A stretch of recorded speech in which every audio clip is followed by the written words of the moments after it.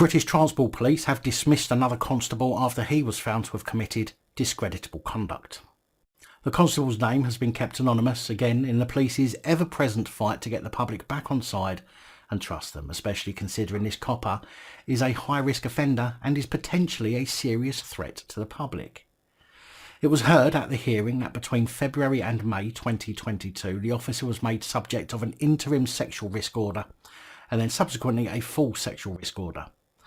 A sexual risk order, although I've heard of sexual harm prevention order, seems to be slightly different and is made against an individual who has not been convicted or cautioned for an offence but who nevertheless is thought to pose a risk of harm to the public.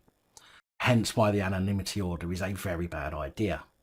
The anonymous cretin had already resigned from the force prior to his hearing, but the panel decided that had he still been working he would have been dismissed without notice.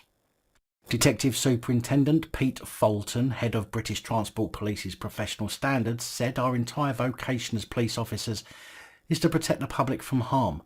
So then why make him anonymous, you fuck knuckle?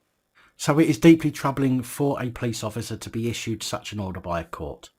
Despite the fact he chose to resign at the hearing was held in private, it is absolutely vital we still report on these matters in the interest of transparency.